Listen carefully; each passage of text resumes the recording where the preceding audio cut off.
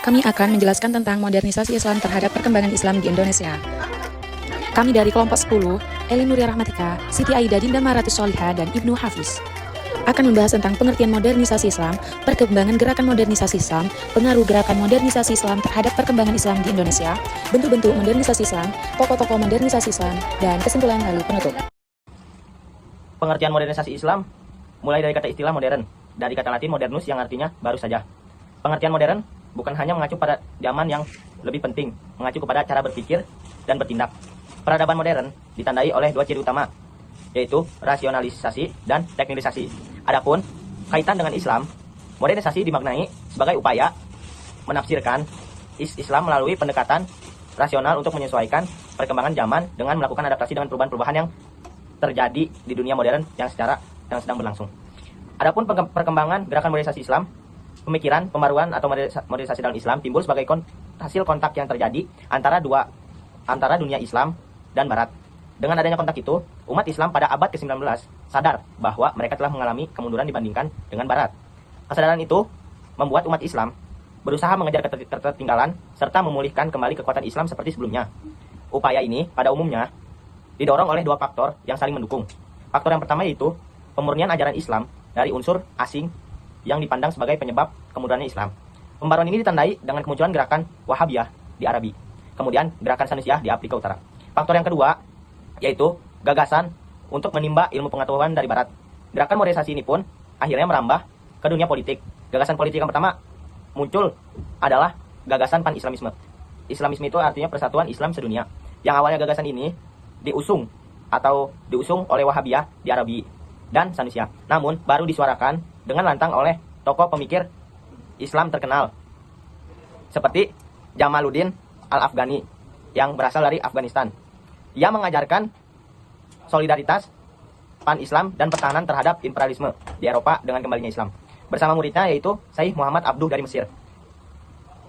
Jamaluddin pergi ke Paris untuk menerbitkan majalah yang bertema Al-Urwah Al-Wusqa, yang berarti ikatan yang teguh.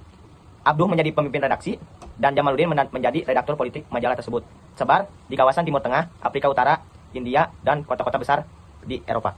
Pengaruh gerakan modernisasi Islam terhadap perkembangan Islam di Indonesia. Gerakan modernisasi yang berkembang di berbagai tempat, khususnya di kawasan Timur Tengah, telah memberikan pengaruh besar kepada gerakan kebangkitan Islam di Indonesia.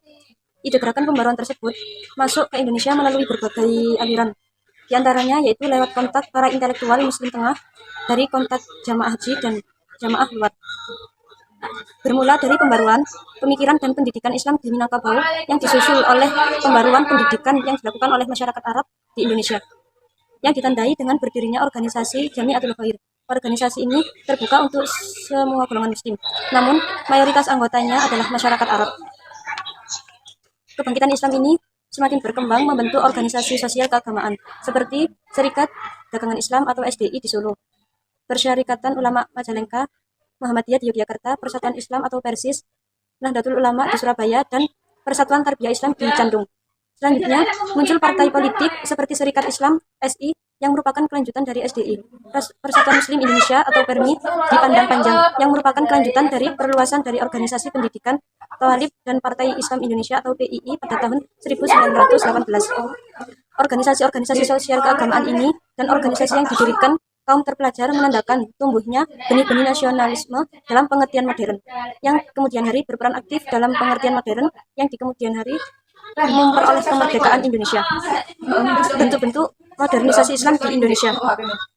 Gerakan modernisasi Islam merupakan jawaban yang ditunjukkan terhadap krisis yang dihadapi umat Islam pada masanya. Gerakan pembaruan ini akhirnya menyebur luas ke berbagai belahan dunia, termasuk Indonesia. Adapun bentuk-bentuk pembaruan di Indonesia yaitu: 1. Gerakan Puritanisme, yaitu gerakan ini pertama kali diprakarsai oleh Muhammad bin Abdul Wahab di Najd. Gerakan Reformisme. Gerakan Reformisme adalah suatu gerakan yang dilakukan untuk kembali pada dasar Islam. Kelompok ini berusaha menerapkan sistem ajaran Islam seperti pada zaman Nabi Muhammad SAW. Yang ketiga yaitu gerakan radikalisme.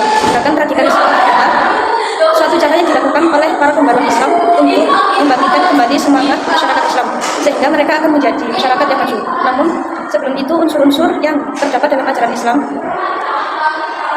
yang tercemar oleh tahya'ul bid'ah dan khurafat yang harus dibersihkan terlebih dahulu. Yang keempat yaitu gerakan Neosufisme. Gerakan ini lanjutan dari gerakan yang dilakukan oleh para pembaruan dari kelompok tarekat atau tasawuf dengan mengambil bentuk baru. Bentuk baru itu adalah aktivisme. Bentuk gerakan aktivisme dalam gerakan ini membuat masyarakat menjadi dinamis, bahkan dengan gerakan ini para masyarakat dapat mengembangkan diri tanpa banyak bergantung kepada aluran yang lain dan bangsa lain. Tokoh-tokoh modernisasi Islam di Indonesia, salah satunya ada 1. Muhammad Ali Pasha. Muhammad Ali Pasha dikenal sebagai tokoh pembaruan Islam yang lahir pada tahun 1765 di Kuala, Yunani dan meninggal dunia pada tahun 1849 di Mesir. Sejak kecil, dikenal sebagai sosok yang terampil dan cerdas dan pernah bekerja sebagai pengungkut pajak, menjadi menantu gubernur Daulan Utsmani di tempatnya bekerja. Muhammad Ali Pasha juga menunjukkan kecakapannya di berbagai bidang. Beliau melakukan reformasi politik hingga militer di bidang pendidikan dan mendirikan banyak sekolah modern dan mengirim ratusan pelajar ke Eropa agar bisa belajar teknologi dan ilmu pengetahuan. Meskipun beliau bukan berasal dari Mesir, Muhammad Ali Pasha berjasa besar meningkatkan perekonomian di negeri tersebut.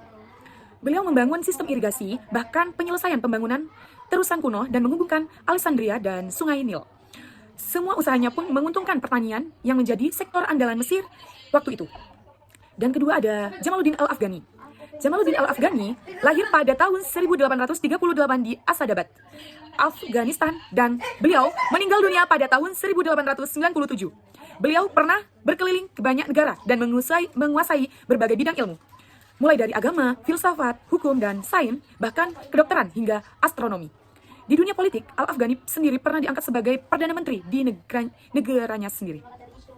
Al-Afghani cukup vokal menyuarakan perlawanan terhadap imperialisme bangsa Barat dan berusaha menyatukan umat Islam agar berpegangan teguh pada Al-Quran dan hadis secara menekankan pentingnya iktijad.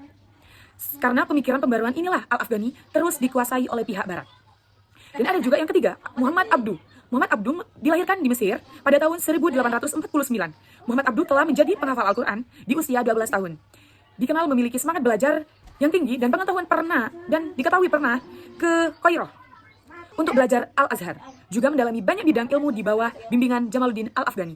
Sebagai tokoh pembaruan Islam, Muhammad Abduh merumuskan pemikiran Islam yang rasional, progresif, dan moderat. Beliau menentang keras taklid dan bid'ah, membela hak-hak perempuan, serta memperkenalkan konsep pembaruan dan perbaikan di bidang pendidikan dan hukum Islam. Muhammad Abduh diketahui meninggal pada 11 Juli 1905 dan dihormati sebagai sosok berpengaruh di Mesir. Dan ada juga yang keempat, ini ada Muhammad Ar-Rasyid Ridha. Muhammad Ar-Rasyid Ridha dilahirkan pada tanggal 23 September 1865 di Lebanon dan meninggal pada 22 Agustus 1935 di Mesir. Tumbuh besar di keluarga terpandang dan religius. Rasyid Ridha mendapatkan pendidikan yang baik dan menguasai berbagai bidang ilmu. Pemikiran pembaruan Ar-Rasyid Ridha banyak dipengaruhi oleh guru-gurunya, mulai dari Syekh Husain Al-Jiz hingga Muhammad Abduh. Salah satu idenya adalah memadukan pendidikan umum dan agama demi tercapainya kemajuan Islam. Ia juga menyuarakan gagasan Salafiyah sebagai reformasi praktik dan pemikiran keislaman. Ada juga yang terakhir ini kayaknya, ada kelima, Muhammad Iqbal. Muhammad Iqbal dikenal sebagai filsuf dan sastrawan yang lahir pada 9 November 1877 di India, dan beliau meninggal pada tanggal 21 April 1938 di Lahore. Muhammad Iqbal sempat belajar di Eropa dan meraih gelar sarjana hukum di Inggris dan gelar doktor di Jerman. Muhammad Iqbal mengemukakan sejumlah ide pembaruan untuk mengatasi kemunduran Islam.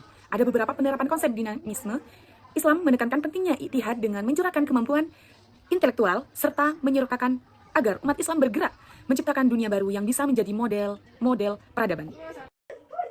Kesimpulan dari yang tadi adalah modernisasi Islam adalah upaya penafsiran Islam melalui pendekatan rasional untuk menyesuaikan pada perkembangan zaman dengan melakukan adaptasi dengan perubahan-perubahan yang terjadi di dunia modern yang sedang berlangsung. Pemikiran pembaruan atau modernisasi dalam Islam menimbulkan sebagai hasil kontak yang terjadi antara dua Islam dan Barat.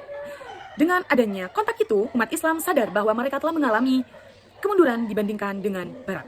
Kesadaran itu membuat umat Islam berusaha mengejar ketertinggalan serta memulihkan kembali kekuatan Islam seperti sebelumnya. Ide gerakan modernisasi Islam masuk ke Indonesia melalui berbagai saluran, di antaranya adalah melalui kontak para intelektual Muslim Timur Tengah dan kontak jamaah haji Indonesia agak dari dan luar. Bentuk-bentuk mempengaruhi Islam di Indonesia yaitu pergerakan Moritalisme, pergerakan Revolisme, dan gerakan radikalisme, dan gerakan Neosulisme.